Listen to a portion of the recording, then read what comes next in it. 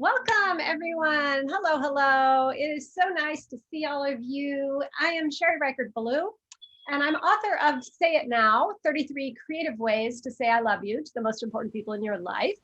And I am so excited to welcome to this week's Heart panel Megan. Hi, Megan. And Phawnda. Hey, Phawnda. So glad you guys could be here. And welcome to all of you who are joining us. I think this is going to be a beautiful conversation because we have a lot of color and creativity and kindness in our midst. So let's start off. Phawnda, why don't you start us off by holding up your book and telling us where you live and how you're taking care of yourself during these challenging times. Okay. But this is my book, Lettering from A to Z, 12 Styles and Awesome Projects for a Creative Life. It has 224 pages and 48 chapters. And basically the book will take a beginner or any other level, intermediate, with some background maybe, or maybe they've never held a brush pen, and help them learn calligraphy and projects. There's a couple of different sections. The beginner section is the first 6 chapters. So it starts off very slowly, encourages people to have a creative life. And then there are the models for the 12 styles with custom practice sheets to print out. And then tutorials of interesting projects A to Z, and then a section on resources. And I've been teaching 25 years, calligraphy and design. And what I'm doing for this pandemic season, well, gosh, I've been making books, which I'll show you later, sheltering at home. I'm very happily involved with a number of online art groups. And it's amazing how we can encourage each other and learn so much. I think this has been one of the most flexible, learning, and exciting times of my life, despite all the sadness and the concern that we have for each other and for, the direction we're going and the illness that people are facing. I mean, that's certainly a part of our life. And so I like to see the human spirit hunker down and help each other get through it. So. Well, that was so beautiful the way you just said that. I'm going to see if I can reflect. That was so great to help the human spirit hunker down. Is that how you said it? Probably. That sounds like words I would say. I just love that. It was so poetic and it was very fitting for you. And I love what you said about that, about, in the midst of all of the difficulty, it sounds like for you, finding ways to learn and to create have been really helpful. It's, I'm home most of the time anyway, except when we miss traveling. My husband and I have been traveling quite a bit since he retired. But it's a different kind of space. It seemed a little restrictive at first, and then you kind of have to find your way through it. And there are some real advantages. And so, as we move toward hopefully getting back out in the world, I want to remember that time because it certainly wasn't all negative or wasted time. Yeah, I love that. Thank you. Thank you. Megan, welcome. Hello. Hi there. So do you want to introduce yourself and show us your book and tell us how you've been taking care of yourself?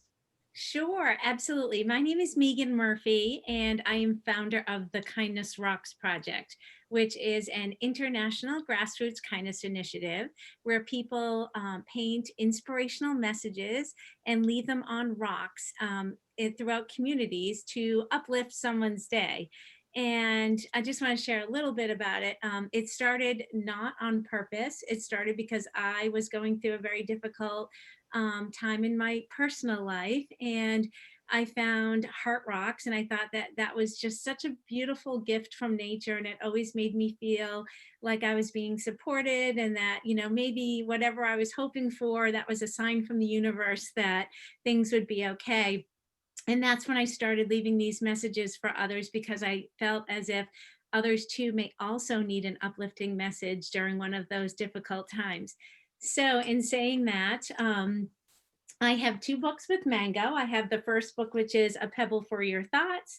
And it is the motto or the underlying theme behind this project, as Rachel will understand because she got a card pull, which is exactly this: how one kindness rock at just the right moment can change someone's entire day, outlook, or life.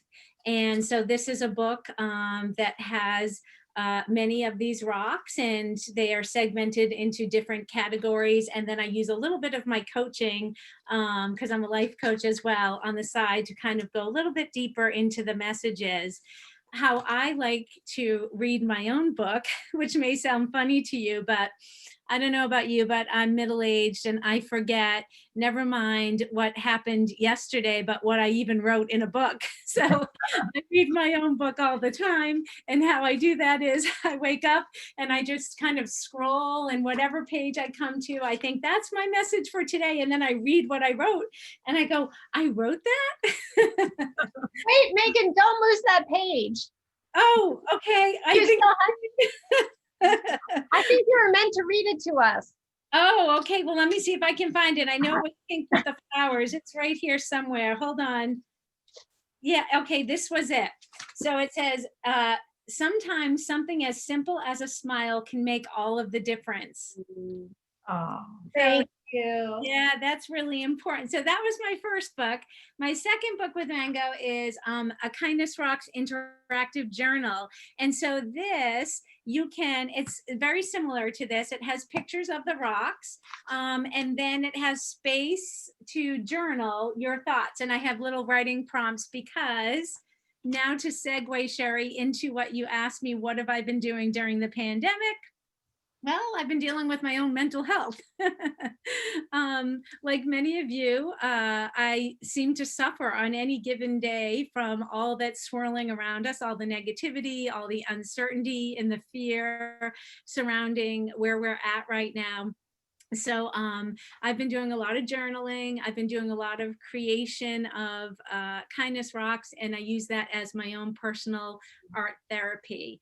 And also, I had this big epiphany that vulnerability is my superpower. So when I share whatever I'm going through personally with my own struggles, that seems to really connect with people. So I've been sharing a lot of vulnerable things lately. Wow. Thank you, Megan. And I love that you brought in, first of all, vulnerability, right? Like that's so great. And I welcome that into our group as well today, right? That we can all just be who we are and show up as we are. But I also love that you use the word art therapy, because I realize that's another connection between you and Phawnda. I'm guessing Phawnda can tell us more, but that idea of creativity and art as a way of healing.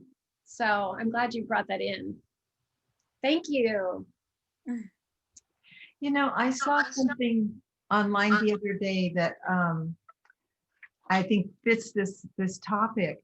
And I think that as artists, and I think what Megan is doing certainly as artistic and creative, I think we all help each other by expressing our emotion.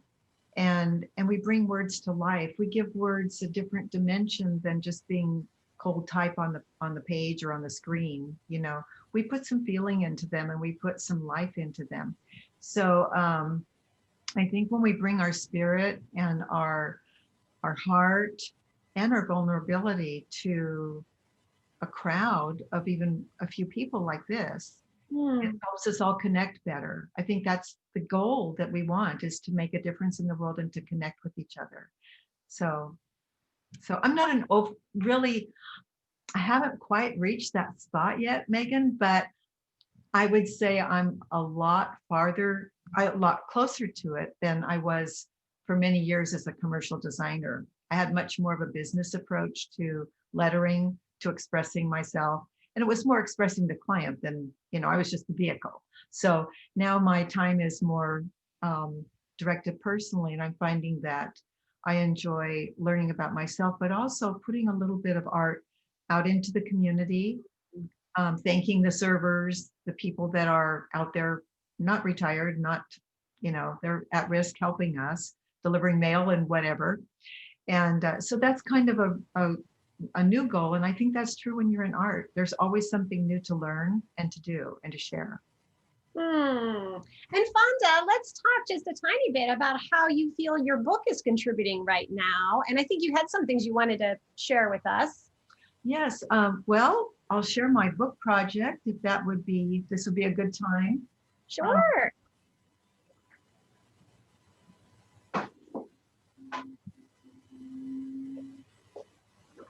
This is my second lettering book. And in the first one, I had a project called Barcode Art Books.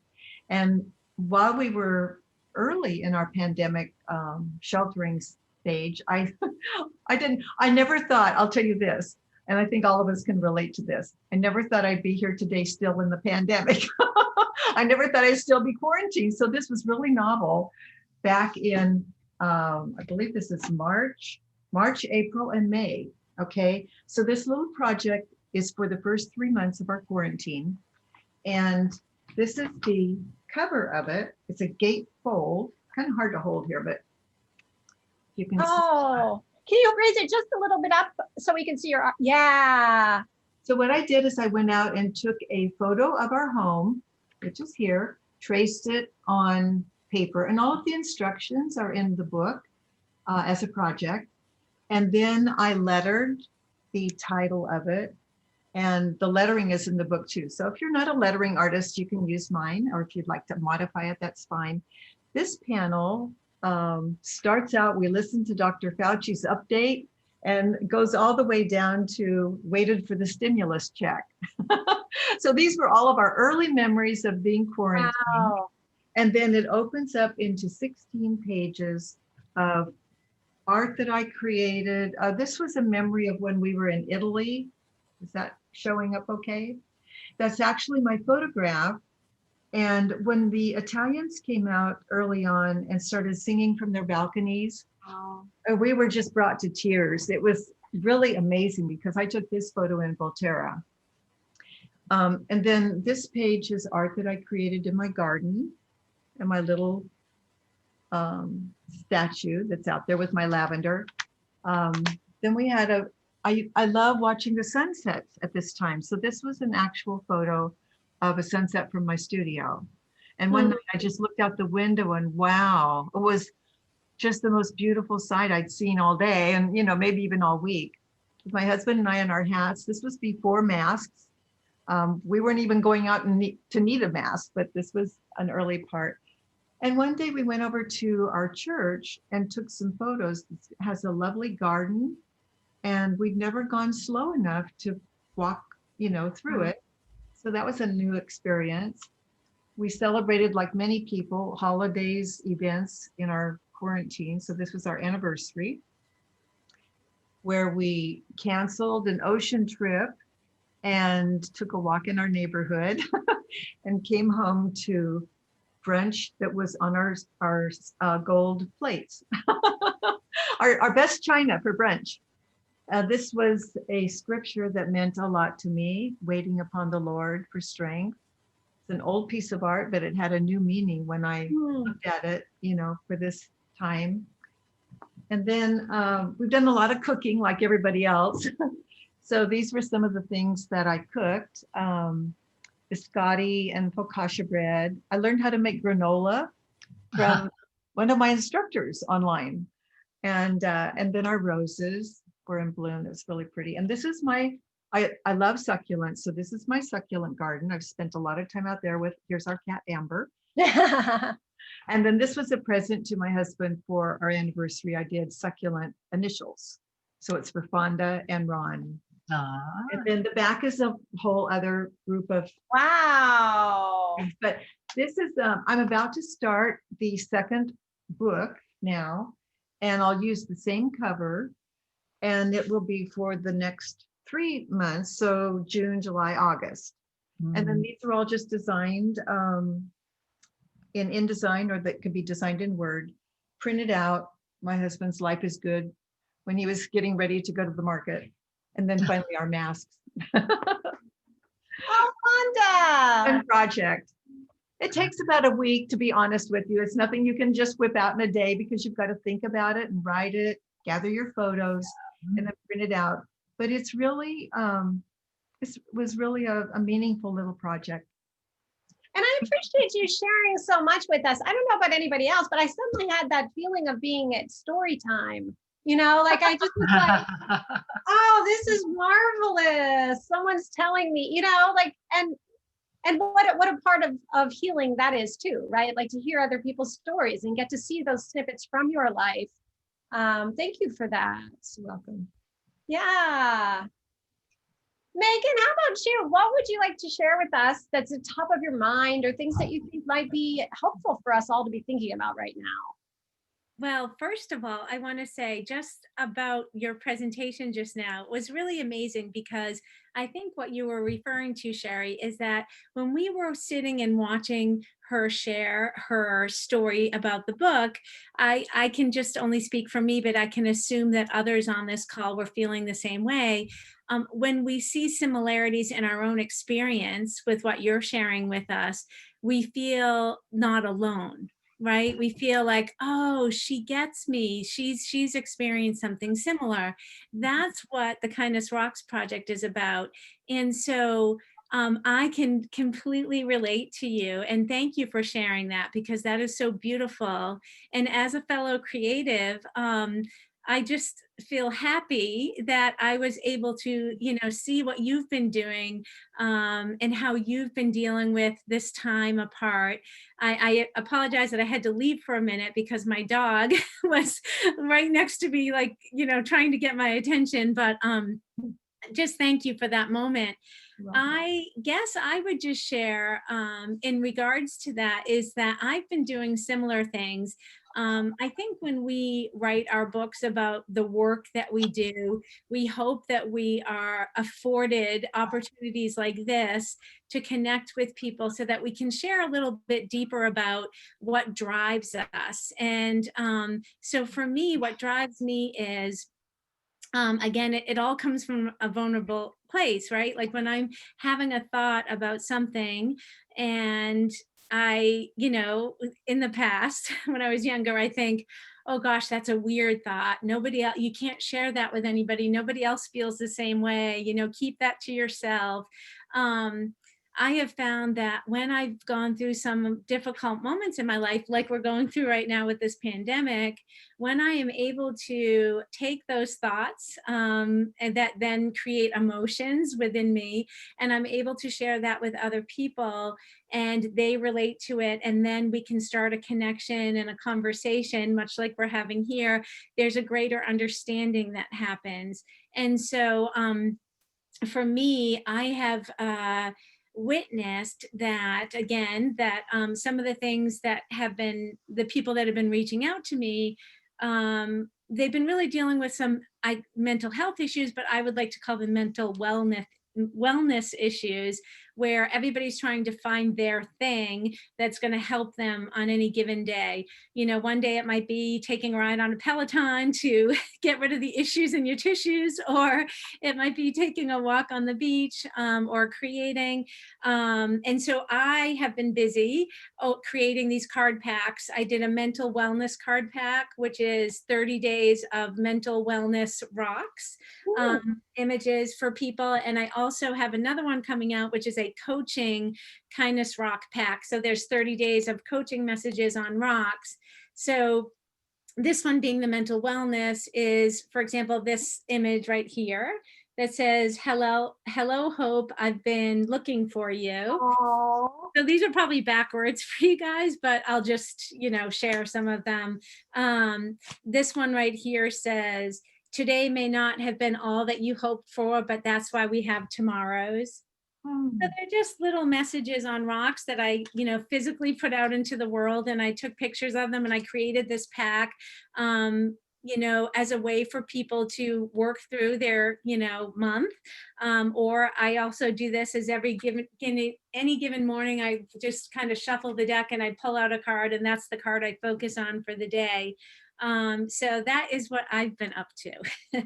Megan, I was really struck. I mean, I know what you do and I know your work and I've read your book, but I was really struck anew just now when you held up a card and then you said, something about that was a rock that put out in the world. And I was just struck by, again, like how many people have been touched?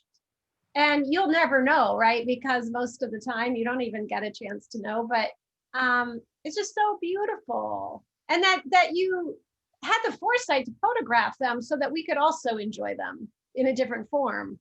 I love Yeah, that. I can't take credit for that, Sherry. I wish I could say that I was that smart. I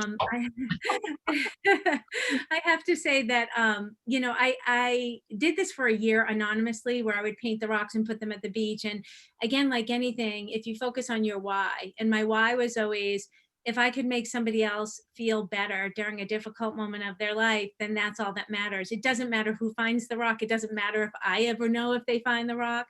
It doesn't matter if they find the rock and they throw it into the water, honestly. It just was a healing process for myself. And so what I would say to that is that my daughter then said, well, Mom, you're putting one rock into the world. Why don't you take photos and put them on social media? And I'm like, I don't even know what social media is. And so she taught me, gave me the hashtag 101 course. and so that's, that was her idea, and that's where that kind of sparked from. So now one of these rock messages that I put into the world and I take a picture and I post it on social media can be seen over 1 million times. And so when you think of the scalability of that, of using social media for good, and that 100 people can be affected, 100,000 people could be affected. One of my rocks has literally traveled around the internet so much. And it's funny when it comes back into my, space, I don't know what you'd call it, my phone space, social media, and it has like over 2 million views. I think, Oh, oh my goodness, that rock has traveled probably around the world several times and touched many hearts. Yeah. oh, thank your daughter for us, will you? Like that was so great that she, so I won't because she'll get a big head. I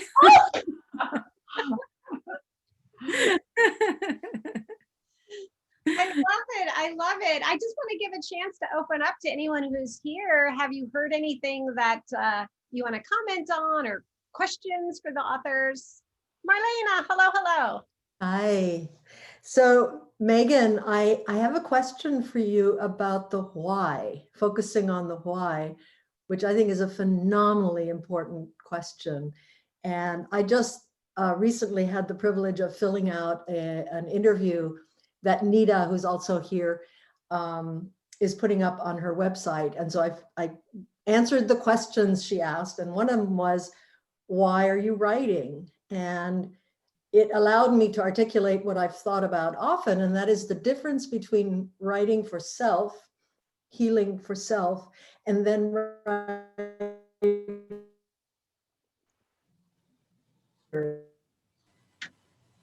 Am I the only one who's Marlena? for others. And I'm sorry? Marlena, we lost you for a sec. Could you just repeat your last, what you said about writing for self versus, and then we missed you. Yeah, of course. So I think that distinction between the why of writing for one's own healing and writing to bring inspiration, insights, hope, love to others, that distinction is very interesting to me. And I won't say more. I have some more thoughts about that, but I'm interested, Megan, or both of you, how you think about that distinction, self-healing and providing healing for others. Yeah, do you want to go first? Phawnda, do you want to go first? No, you go ahead, Megan. I'll think on this. Yeah, so it's, for me, it's my everything, right? Like I didn't plan on creating this project, right? So let's just start with that. The intention of my creating painting messages on rocks was a self-healing for the self. And then it was, oh, icing on the cake. If this helps somebody else, then that's wonderful.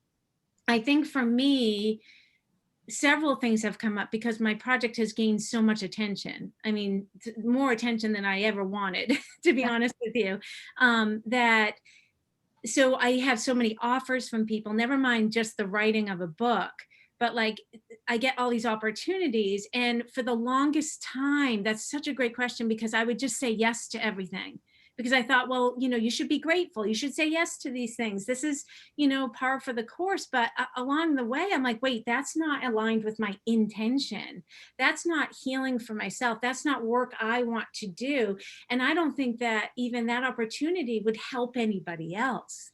So in terms of writing, right, a book, similar thing, you know, if you're pouring your heart and soul into a book or your very sacred word, I would say sacred words because they're coming from you, you have to come from a place of your why. And when you come from that place, like really deep down inside, that soul place, because I believe that many creatives and writers, like that's their soul kind of bursting out of them. Everybody has that same soul. Everybody has that same truth within them, that truth with the capital T. And so when you write from that place, as opposed to what you think others want to hear or what you think others want to see, that's the space, that's the beauty, that's the flow or the creation and the why. If that makes sense. I'm sorry. Beautiful. Don't be sorry, Megan. That was beautiful. Sometimes I get off on these things and I'm like, I have this weird vision. Like, I'm getting a little bit like preachy, like I'm standing up. Like, can I get an amen? Well, it's funny you should say that because while you're speaking, I was really loving that aspect. I wouldn't have called it preachy, but I was just loving. I felt like you were tapped in. You were just tapped in. Sometimes that like something comes through. I don't know. The words don't come to me because I don't really think about it. I just kind of blurt things out. But that's like, again, that's coming from that soul self. It's not me. It's like this bigger thing. So yeah. Yeah. Phawnda, how about you? Well, I've been amazed as a writer, an author, and I have published books for maybe 15 people before I wrote my first one. And this is my second lettering book. But I've been amazed that what we create kind of goes on this journey that, at least for me, I never know in the beginning what the end will be, you know? So I kind of send it out there and, you know, like Megan's experience with her rocks, then the response tells you what to do next. Or sometimes you get a response, you know, internally or with your spirit that says, hey, what about this? And a project that I did recently, well, this was maybe 6 months ago or so. This was a watercolor heart that I actually did for the book. And it's used in outline form on the back. Oh, there it is. It is on the back cover, but I was thinking of the outline form down here. So when I worked with Mango on the cover design, we wanted to focus on colors and shapes. So this heart kind of stayed with me and I wanted to send it somewhere, but I, you know, waited for the right time. And I wrote in pencil when I felt that I wanted my home to be more welcoming with all the hate in the world. I just wanted to address that in a artistic way, in a message.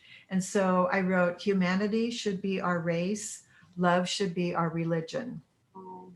And I made, these were printed 4-up, so printed out on a color printer, very inexpensively. I made 2 things. One was a poster that people could put on their windows in the front of their home or their door. And it was amazing to go around and see those posters when I didn't expect to see them. I went to friends' home and, you know, picked up this or delivered that. And I'm like, you have my poster on your door, you know? And then I decided, oh, let's thank the people who are serving. Let's thank the physicians, the nurses, the healthcare, the grocers. You know, when we pick up our food, it's like they're out there helping us. And so I sent out hundreds of these in little postcards, glued them to a larger card, and then sent them out, gosh, a few months back. And then we handed some out in person too. So I think what we're talking about is, yes, we kind of get a sense of a message to deliver, some words to explore, and then it kind of takes off from there in a dimension that I don't understand to this day. So. Marlena, did you want to add some things? It sounded like you had some other things to share. Thanks, Jerry. No, it's something I ponder quite a bit, because I agree with you, Megan, that the best way that I can be inspiring and helpful to others is if I speak from my authentic, vulnerable self. On the other hand, I have read some very vulnerable, wallowing stuff that I have thought maybe the person writing it should have worked through some of that a bit before writing for others. I think sometimes our own journaling for our own healing, or whether it's artwork or whatever we do for our own healing, we need to do some of that for ourselves and not put it out there in its rawest forms, even though we want it to be raw and real and meaningful and authentic when we put it out there. So those are the kinds of issues that I think about a lot with my own writing, and when I read other people's writing or artwork or whatever the medium is. That's a really, really good point. So thank you for saying that, because that's also a huge component, because it's like, baking a cake and missing the main ingredient, right? So you can have all the intention of making a birthday cake, you can have all the ingredients, and yet there's one ingredient that, you really need, that is going to pull it all together so that people are going to enjoy the cake, right? And so you can't just focus on, well, this is the kind of cake that I like, and even though this ingredient is going to make it better for everybody else, I'm just going to leave this out because this is, mine. Like anything, you have to learn, is this useful? Is this helpful? Does this make the world a better place? Or is it just all about me? Right? So that's the difference. And thank you for that, because as writers, we have to think that, right? We have to say, well, is this going to be useful and helpful for somebody else? And so tweaking it or editing it, towards that. So that's a good point. Oh, go ahead, Rachel. So I write a daily blog, and it's so funny because I just shared a very vulnerable piece of it the other day. And I said, the reason I'm doing this is because I want you to see it's a journey. I want you to see that I have to experience things just like everybody else. But when you align, it helps get you there in a process that's faster. And so I want you to see that it can still get dark. I want you to see that it still can mean I'm not going to eat or sleep, it can, in a short period of time, but it becomes shorter and shorter the more you grow and the more you understand the journey. And I know that I got a lot of feedback from that saying, thank you, because, and I said, I don't want anybody to put me on a pedestal, because I'm in it. I'm in it too, because I've been doing this now, it's like 90 days. So, and it's such a great experience. And it's so funny, Megan, that you pulled that rock. I mean, it was right when I came in. It was so for anybody who came in late, Megan was pulling rocks, and I literally got into the meeting. She pulls a rock that thoughts create your reality. I just did a virtual conference on Friday where I spoke on a conference about you create your own reality. And then I just right before I came into the room, created a poster for social media about aligning your feelings with your intentions to create your reality. So it was just and it just shows me, it's like when you're in that mindset and you come to groups like this and you hear things, it's just like, you know that it's all aligning, and to hear the different ways people are using their creativity, you know, to get through this. It's just like, yes, I'm in the right place. This is my tribe. These are my people. You know? You fell down the right Zoom rabbit hole. It's just like, yeah, it's just, this is why I love these heart panels, because it's like every single week, it ends up something. I get so much out of them. So thank you. And So- you bring so much to them, Rachel, by the way. Thank you. Megan, what were you going to say? Yeah, so I was just going to say, so if I could just expand a little bit, Rachel, because I had a thought when you were speaking, and I stopped the thought because I wanted to listen to exactly what you had to say, which is a key component of listening. So let me try and put my thought now into words. But exactly to your point. So for example, this space, this Heart Space Zoom Center, where somebody says something, right? Like say Phawnda said something about her creative story going through COVID, and then it hits a place within us. And I'm now describing the Kindness Rocks project, right? So even though that one message, the words that Phawnda was sharing with us and the images, we're all having a different experience from what she's showing us. So from our own personal experiences, we're connecting to just whatever it is that she's saying that we have an aha with, or a relatability with. And then in our minds, we're like, oh, I'm not alone. And then that starts your creativity working again. So it's just this beautiful, beautiful space. Totally agree. Thank you, Megan, for voicing that. I think that was so well said. And I love what you were saying about, I think it's so true. As writers, often we put things out into the world, but I like what you said, people connect at different points, right? I mean, it's like multifaceted, and they may connect to something that we didn't even connect to when we wrote it. And that's what makes it so much fun, because I think that's also like, as writers, why we're constantly all so excited about whatever our topic is, you know, for years and years and years, right? Because other people are feeding into that. Mm-hmm. And they contribute to it. You know, I think when I started teaching, the best way that at the time, and I still think this, the best way to teach is to go back to when you were learning. And so I went back to my college days, first day walking in, not knowing anything at all, and tried to revisit that from a student's perspective. And it never ends for us. You know, we can be 50, 60, 70 years or more. And when we try something new, we're still back in those shoes. So I had an experience in the pandemic here where just the last few months I've been studying pastel painting. And I was really surprised that although I was bringing a lot of things into that study, knowledge of color, knowledge of layout, design, etc., I had no clue about the materials, about the process. And just watching the videos was really, really fun. And yet I was really shifting gears from teaching something I was very familiar with and learning something that was totally new to me. I think it's really good in life to keep that altering, like one foot, the other foot, one foot, the other foot, you know, and stay on that path of learning. It's a really wonderful experience for me. And I've heard from students that, you know, hey, when you said this, I related to whatever. And yet another student will take that same sentence, that same exercise in a totally different way. And that's good. They're using their personal experience as well. So. Phawnda, I love what just dropped in for me after you said that is I don't consider myself a visual artist at all.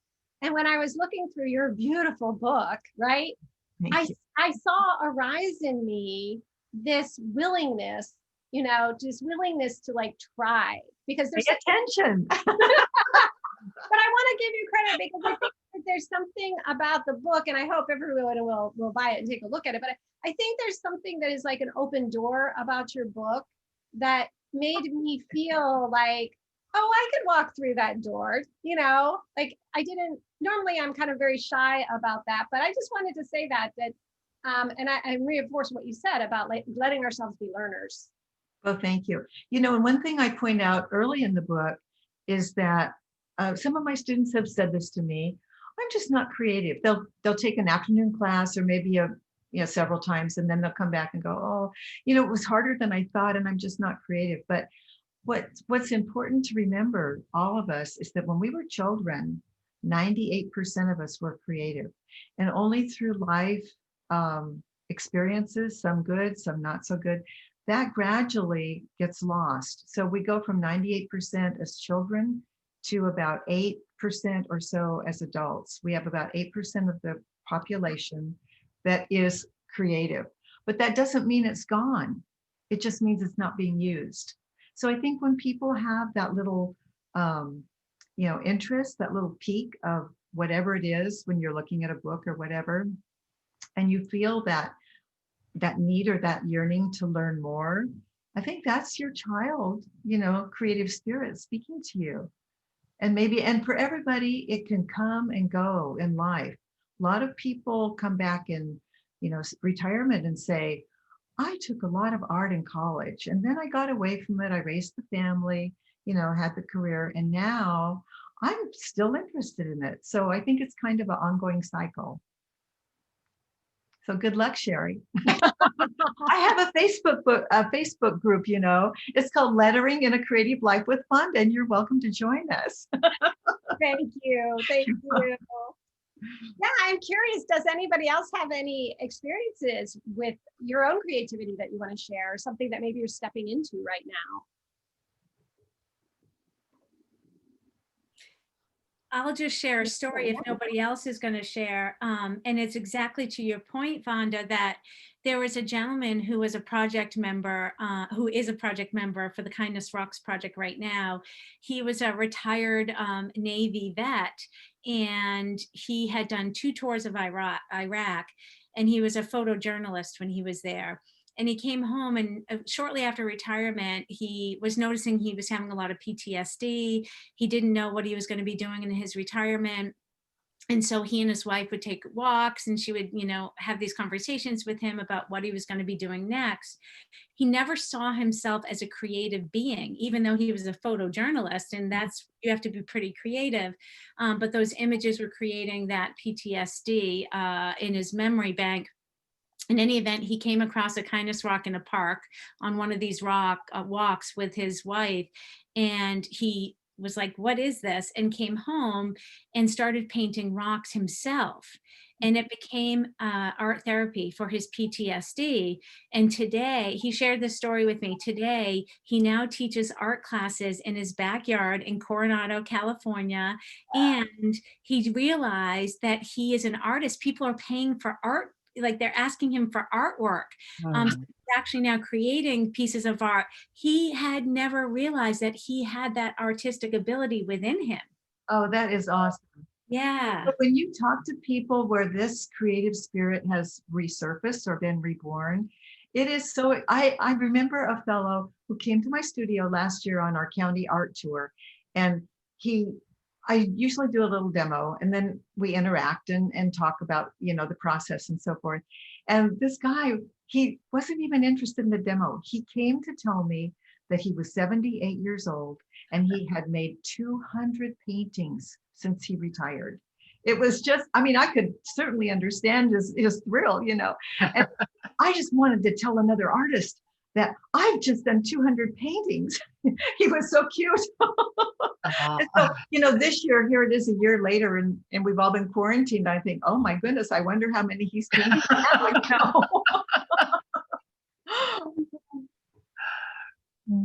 Great. You go ahead. Oh, Rachel and then Jenny.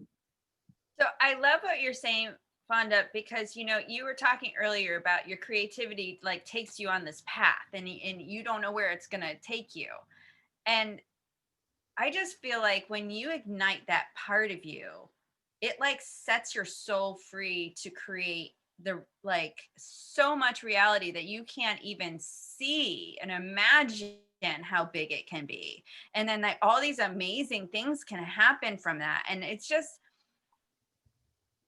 goosebumps. Every time I hear a story about it, I just get goosebumps, because it's just, to see it come to life in people is just such a beautiful thing. It really is.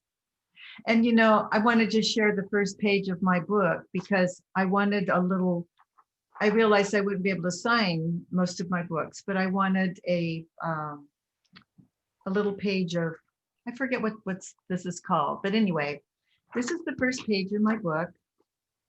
Oh, and I see you're getting mirror writing, so I'll read it to you.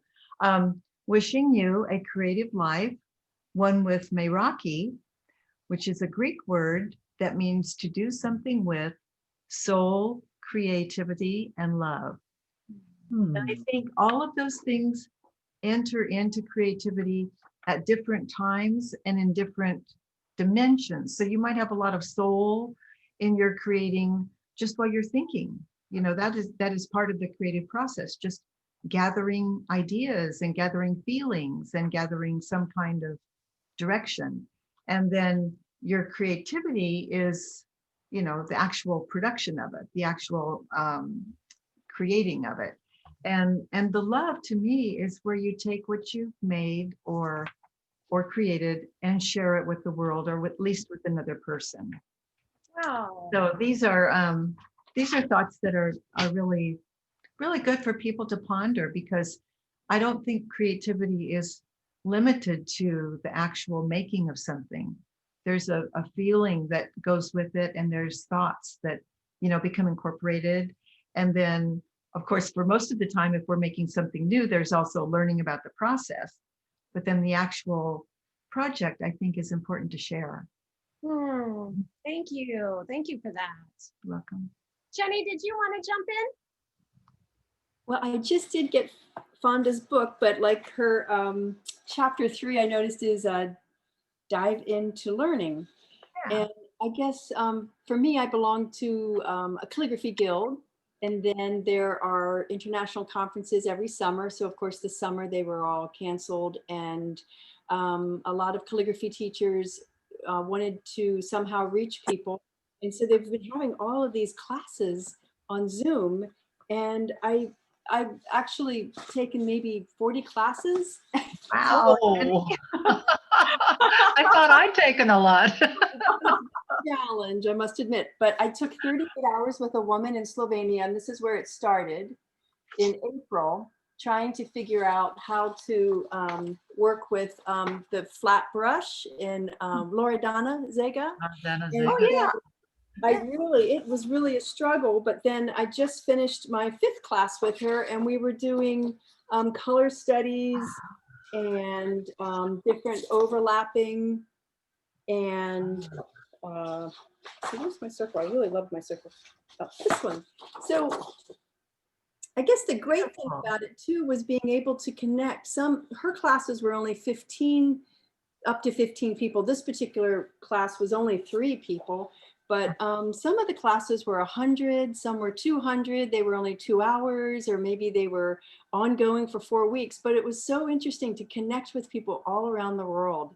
And I know they felt the same way. We were all in our own studios, and, you know, people in Australia, you know, Slovenia, Italy, Korea. And, you know, it really was pretty touching, and just the connection. And, a lot of my friends that aren't artists, you know, they don't know what to do with their time. And my husband's an artist too. And I mean, we haven't even watched a single movie. I know that sounds silly because everybody's talking about all these movies they've watched, but we are doing artwork every night. And I'm teaching some classes and sharing it with beginning calligraphy to people that they thought never would do calligraphy. And it's only 1 or 2 students here or there. And one of them I'm going to give the second copy of Phawnda's book too as a gift. Oh, thank She's you. now starting her journey, and this is a book that's just perfect for her. Oh, And tell her to join our group too. Invite her to join our Facebook group. Good idea. And I just want to share one last thing. So just a couple weeks ago, I wrote it like the morning pages, you know, Julia Cameron's The Morning Pages, and you write in the morning.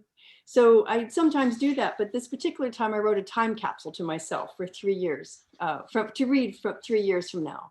And it actually wasn't until page 3 that I even mentioned, oh yeah, there's a pandemic.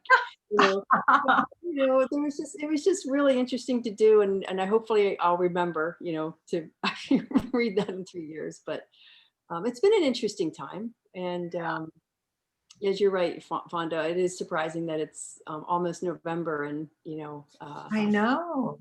still at home. I understand we're looking at maybe next summer for some kind of a lifting of the curtain. So I guess what that means for those of us who create projects and books is, gosh, if I do one every 3 months and I'm about to start June, July, August, September, October, November, I can see like at least 3 or 4 more books in my future. And you know what else I wonder? Pulling out these projects you're writing, Jenny, and all of our things that we've been working on at this time, even a year or 2 after the fact. I mean, I'm making little notes of details like getting our marketing delivered on the porch. I went out the other morning and took a photo and I thought, this is still surreal to me. I cannot imagine that I'm not, choosing my own produce and doing all this stuff, but this is life right now. And so, whereas we thought it might be temporary, it's become a long enough time to really give it a little more attention, because down the road, we're all going to look back and go, holy cow, that was really crazy, but it's still our life. Hi, Sandy. Welcome. Hi, Phawnda. Sorry I'm late. No worries. I think you can watch it as a replay. Okay. Part you missed, yeah. I forgot about the Eastern time thing. Ah. So I just suddenly realized it was time. Hey, Brenda, we didn't have a chance to say hi to you, but we see you. Hi, Brenda. For those of you who may not know, Brenda is the associate publisher at Mango, and we owe all of this to her. So thank you, Brenda. Hey, what can I say? I just like interesting women and interesting men too, but it seems like I find more interesting women. It really is a woman. Brenda, I was wondering if you had anything you wanted to jump in. We're talking about creativity and color and kind words and. Yeah, well, I was sort of listening and then sort of reflecting, because for me, I also have my own little writing that I do every night, and I reserve an hour. And I have the perfect setting for it. So I have my writing desk and my writing, chair, and I can see the garden and the apple tree and the flowers. And so I guess I'm seeing color and nature. But for me, creativity, the right setting sets the stage for it and inspires me. So that's what I was thinking about when I was listening. Yeah, I love that. I love that. When you were saying that, Brenda, I was thinking, for me, which I've never connected this before, but this particular group is kind of a way of setting the stage. And I've never thought of it that way, but this is again, most of you hear me say this, but I'm always looking at all your faces and just I feel lit up by seeing all of you. And I think that it is a way, I'm just looking even now, right? The color and, it's just your faces and who you are, it is setting the stage for creativity. So I thank you for that. I would like to add to that, because Brenda, you just sparked something for me. One of my favorite authors and books is Big Magic by Elizabeth Gilbert. And she talks about, I love this, it's stuck in my brain, how she prepares herself to write, where she sprays perfume and, she showers because, God forbid, inspiration is not coming near her without smelling good. And she puts on, nice clothes. And so on any given day that I'm having a writer's block or whatever, coming to my desk, I'm like, oh, this shower is really important. And maybe pants. And maybe pants. Is that what you said? Baby pants. With a button, not the porn. Oh, I love that. I love that, Megan. I remember that part too. That made me laugh so much.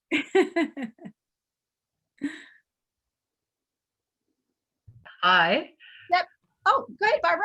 Yeah, I just had a quote to share. It's old now. It was related to what Phawnda was saying about everyone being an artist. And that there's a quote, I think, attributed to Picasso, if I'm not mistaken, who said, every person is born an artist. The challenge is to remain one."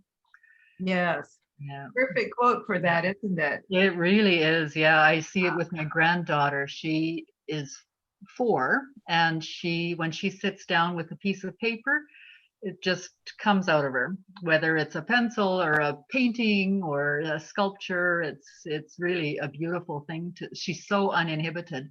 It just flows. Such a My special. husband and I are quite envious. Yeah, she can teach you.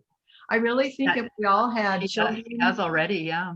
and older people in our life, and sometimes as we move along, that's a little less balanced, but I think they both teach us. And one of the things that I learned about children in my, I used to work for the County Office of Education at one point, and one of my assignments was to do a holiday card with some of our students. So I was assigned to work with and I mentioned this little story in the book, but I was assigned to work with a gifted group of 4th graders and a group of incarcerated children. And the incarcerated students they had committed adult crimes, so they were 16 to 18, I believe. And I couldn't have had 2 wildly different classrooms. What I learned from that is this beginner spirit, this creative spirit in young children, the 4th graders. They did a piece of art, if I can find real quickly, that just knocked our socks off. They both had the exact same instructions. And this was the piece of art. It was for our holiday card, Hope, Peace, and Joy, that unretouched, the spacing was just as you see it, the colors. Each student was to take one tool and make one stroke of the letter. So the H would have been the red. The next student then made the next stroke. That would have been the green. And the 3rd student, changed tools again, made the crossbar. And they continued this for the whole assignment. So I worked with the gifted class first, and then I went to the incarcerated group. All the guards, they check you out, you have a door slam behind you, and even guards in your classroom. And sad to say, those students were unable to even follow the directions. They were teenagers, but as I worked with the Mango editor on this, she said, well, why were they unable to do it? And I said, I think life had just been so unfair and so depressing, and so it robbed them, I think, temporarily of their creative abilities. And they were more interested in sitting in groups to do gang lettering. And yet they wanted me to come back. It was a very unusual experience for me. So we ended up using their lettering for the envelope. Oh. The card itself was created by the gifted students in 4th grade. So you see a whole range when you work with children of those children who have embraced that natural ability. And then sometimes when people go through some really bad times, I know I became more creative after I got divorced. And there's all these different chapters in life that open that door to your creative spirit. And I do believe, as Marlena mentioned, art therapy and healing. I've never studied that, but I've been an assistant in our county program. And we've worked with children as they were grieving, losing a parent. And they bonded together so beautifully. And they created wonderful pieces of art. So that's just some of the opportunities that we have to embrace that creative spirit and go forward with it. Wow. Wow. Thank you. Thank you. Debbie, did you have something before we go? Oh, I just was going to pop in and say I love all the inspiration flying around today and the creativity, and I'm feeling very inspired. And something that I completely had forgotten about, but I was reminded of when we were talking about Phawnda's book, is that I loved to do calligraphy when I was a child. And I haven't picked up a pen in, I don't know, 30 years, but I ordered a set on Amazon today because I just felt, Debbie.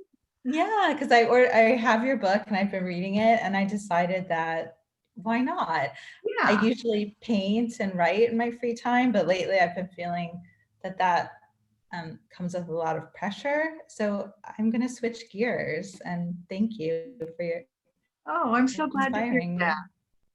Well, I hope you join us too on Facebook. Okay, that's good. We have sadly, and it's so quickly reached the top of the hour. Before we go, I just wanted to check in. Was there anyone who wanted to say something but didn't have a chance? Just want to make sure that we had space for everyone. Linda, yeah. I just have a really quick story about helping people, like the door that can open for other people when you help them with their recognize that they can be creative when they are determined to say they can't. I worked my last job last year with a group of adults in a day program who had suffered brain injuries. And for Poetry Month in April, we did a project where we tried to write a group poem. And of course, their reaction to start with was all like, oh, we don't like poetry, we don't know how to write poetry, you know, so there was some resistance. So what we did was choose an image together from the internet, just an image that they liked, and then had everybody write down just a phrase or a word or something about that image that struck them. And then I had them read all their phrases and we wrote them on a board, and then I helped them put them into the form of a poem. And then I read it back to them. It was such an incredible moment of them listening and going, we wrote that, and they were so amazed that they could write a poem and how beautiful it turned out to be. And it was such an amazing opportunity to just say, you can be creative, even though you think you can't. You know, you can make it simpler than you think it is. It doesn't have to be this huge obstacle where you believe that you can't be creative and so you can't. And just being able to open that door for somebody was a really wonderful experience. And so we framed these 2 poems that we had written and hung them on the wall. And it was a really great experience. Oh, that's neat. Yeah, the collaborative experiences are really, you just have no idea what's going to happen, but whether you're making a letter or a word or poetry, it's very meaningful. Yes. And I wasn't sure how it was going to turn out. And I was so happy. No, you're not. It never can be. Thank you for sharing that, Linda. What a beautiful ending message to all of us too, right? That you know, the creativity is there for all of us. And Megan, I haven't forgotten. I don't know if you remember, we were going to end it also with. Oh yeah. You remember, Megan, the rock that you read before people came on? Oh, sure. So here is one of my rocks, and it says, if we have no peace, it is because we have forgotten that we belong to each other. So that is the message. Yes. We were saying before everyone came on, as here in the US, I don't know who's here, but we're heading into our elections. And I just thought, what a beautiful message to carry with us this week, right? And actually everything that everyone has brought today, I want to thank you so much. Phawnda and Megan, thank you for being our featured authors. Thank you to Brenda and Debbie, who are from Mango. And oh, I see Julian too over there.